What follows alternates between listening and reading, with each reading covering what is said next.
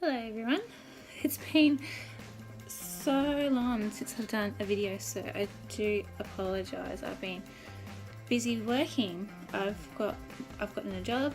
I'm working for myself. I'm doing cleaning at the moment, so that's probably why I've been so absent, I guess, is because I've been busy doing that. But I really wanted to make a quick video. I wanted to go back to my advice type of videos. I do enjoy making them more. As much as I like making vlogs, I find that I enjoy giving you guys advice more. So today's video is in relation to children still, but relationships and having a baby. It's definitely, when you have a baby and when you're in a relationship, it's the biggest test to see how you both are going to cope dealing with your own problems and having a baby on top of that. So here are some tips that can help you through having a baby. I kind of feel like pinpointing a specific age in a baby's life is difficult to kind of say, oh that time in their life is quite difficult, or that age is quite difficult. I think it's all going to be like a rough kind of ride. There is going to be moments where you're both are going to be like, oh, this is amazing, things are working out so brilliantly well, but then you get moments when, especially when your baby's not sleeping well, or if they're sick, or if their behaviour is becoming a bit of an issue, that's definitely a big test on everyone. So I guess my biggest tip when you have a baby is communication. Not even when you have a baby, but just in general, communication is the key to having a good relationship. If you've got a problem with what they're doing, then speak up and then tell them, because the worst thing I think is when you build it up and then if you don't tell them and they do the same thing the next time, and then when you tell them it's not as nice, you kind of explode, not explode, but you kind of get a little bit more angry, and it's not nice to be angry to your person that you love. I mean, I don't like it when I get angry to my partner, but I find that when you communicate something that you've got an issue with what they're doing, then I feel like that speaking up at that point is better than letting it build up, I guess. Even if you worry about how you're going to say it, I mean, the best thing would be to find a moment where the baby's settled and you can just have a bit of a chat. You can sit down, you can have a coffee together, or you can have a bit of lunch together, and then you just talk about, I noticed that you talk to our baby in a way that I don't agree on, and this is how we can approach it. So it's kind of the same with children. Like, if they do the wrong thing, the best thing is to sit down with them and have a chat and work out a plan. So work out, how do you approach that better, or let's go about it this way instead of that way. And then you kind of have to explain yourself why it's bad, or this is why I'm talking to you about it, because in my opinion that's not how I would approach it. So I guess working out a plan together in an environment where it's quiet, where you're not going to be shouting when you're trying to speak to each other, and when the baby is really settled. I think that's probably the best time, I think. The next thing, my next big tip is allocating times where you can have the baby to yourself, so that you or your partner can go have some alone time. So I'm talking about, they can go out and have drinks with their mates, or if you want to go shopping, or if you just want a couple of hours where you can just be baby free. I think allocating times to do that is essential. I mean, then you can catch up on sleep, you can catch up on seeing your friends, and then it is nice to bring your baby along most of the time, but then sometimes you do need that private time away from the baby. So I think we kind of work out with my partner, if a weekend is coming up, we kind of work out, okay, so I always tend to do it, I mean, it doesn't matter what time you do see them. I tend to not go out with my mates in the evening, because I kind of leave that time for my partner, but I guess it just depends on who prefers what time. So I kind of prefer the day to kind of see my friends, but I know that my partner prefers the night. So, and like, because he likes driving, he does like to have like a drive with his mates, but then I will prefer to go shopping during the day and then having lunch with or breakfast with my friends then. So that's what I prefer to do. But I guess you just got to allocate times when your partner would prefer it or whether you would prefer it, and then working out that. I don't think you need to make like a schedule, but as long as you give them plenty of notice to say, look, this coming like Saturday or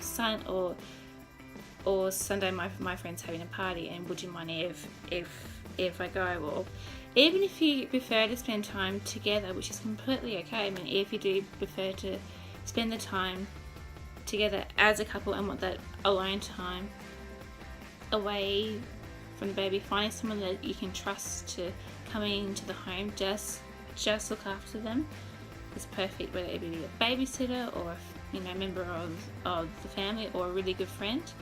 Definitely would recommend doing that. So I feel like having that time away from the baby is good to build that relationship back up again, I think. And kind of gives your head a chance just to escape, I guess. And especially when you can have that time together to have like a date night, it's definitely awesome when you don't have to bring the baby. As much as you love them, it is nice to have a couple of hours away from the baby. So I guess the third one, that when you're a couple, everything should be shared. It shouldn't be, I guess, allocating money especially, but I kind of feel like so that no one's putting the weight on themselves to sacrifice their wages to go towards the baby. I kind of feel like it needs to be like a shared kind of deal. I find that money, unfortunately, is a big issue when it comes to relationships. So I feel like it is good to kind of get your boundaries right from the start. So with my partner and I, we share things all the time. So if I was to go out 1 week to get most of the food, and especially nappies and even like toiletries for us and food for the house, I'll do that on the Saturday. But then the next time, my partner will either offer or either I'll ask, look, do you mind, just because I don't have enough, or I went out the last time to go in and get the shopping, would you mind just stocking up on some supplies and stuff? And I feel like if you allocate that time, not time, but if you kind of set your boundaries as to who shares what with the money, so that you're not putting the brink on yourself. So it's not just one person sacrificing their hard-earned money and they don't get to see it. So I kind of feel like when it comes to money, you kind of need to bring it all together, I guess, and then evenly distribute the money out. So, especially when it comes to fuel and stuff, especially if you've got a car that takes up quite a lot of fuel. I mean, you don't really want your whole pay going to fuel and then going on to the food and then all the bills, especially the bills. You don't want to be the main person paying for all that stuff. Like, I know that with my mum and dad, they would share money all the time. Like, I know that mum paid off most of the house, and then dad would even give my mum some like spending money so that she could go out and go shopping.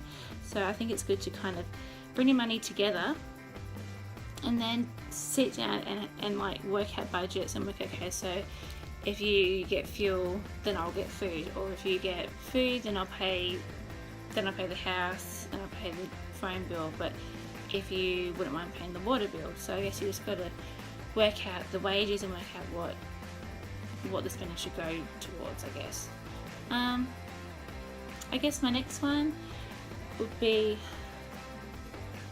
I guess, to keep things going in the bedroom, I guess. I feel like moments like that are I know that it shouldn't be a big kind of influence on on a relationship, but I feel like it's nice just to have that time with your partner, just to unwind, I guess. So I kind of feel like it should be something that should still happen. I know that some people get too tired, and I'm the biggest victim. Like, I always get so tired, but it's nice to have that intimacy with your other half. So definitely keep on doing that, I guess.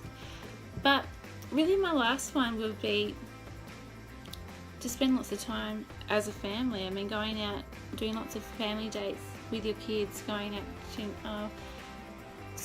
to do swimming, going out to the park, going out to the museum, doing lots of stuff together as a family. It really makes you appreciate what you have, and